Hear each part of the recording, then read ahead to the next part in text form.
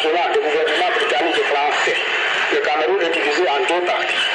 Une partie prise par la France et une autre partie prise par l'Angleterre.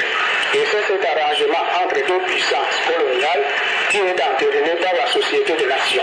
Bassa et Bamileke, ces peuples du Cameroun, liés par l'histoire, depuis la guerre de l'indépendance, sous l'égide de l'UPC, l'Union des populations du Cameroun, avec pour symbole de résistance Ruben Oumniobé. L'antagonisme tribal a élu domicile entre ces valeureux foyers de rébellion face au pouvoir colonial. L'histoire, lieu par excellence de sacralité des faits, nous révèle à suffisance le caractère d'équipe solide derrière l'objectif qui jadis était l'indépendance du pays. Les Bassa et les Bamileke ont été unis et solidaires dans la fatidique épreuve de lutte farouche pour l'autonomie du pays, dont Paul Biya est le président actuel, une sorte d'Afrique en miniature avec des implications politiques, socio-économiques et culturelles significatives, les véritables cibles de la rébellion. Des peuples aux mêmes orientations, traduites par leur soutien indéfectible à l'UPC, l'Inkwa et les Graphi, pour reprendre les termes qui divisent, séparent et éloignent de l'amour entre ces deux peuples qui symbolisent d'une part l'engagement et la détermination dans un leadership au service de la paix, la cohésion sociale, le bien-être et d'autre part un impact socio-économique considérable dans la région de café et de bananes. Dans cette recherche de l'intérêt suprême du peuple camerounais, les Bassa et les Bamileke ont marqué l'histoire du berceau de nos ancêtres à travers le processus de libération.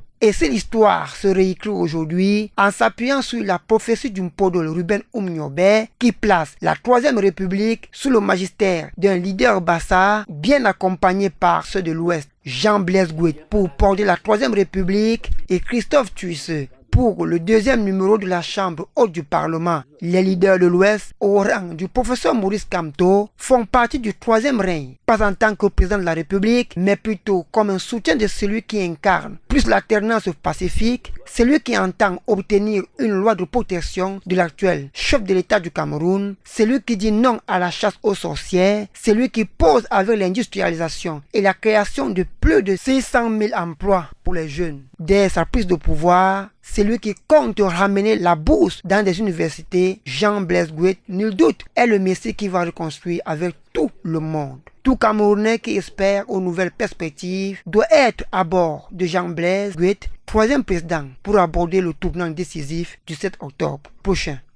Je ne viens pas là juger un système. Je suis quelqu'un qui est républicain. Je respecte les lois de la République.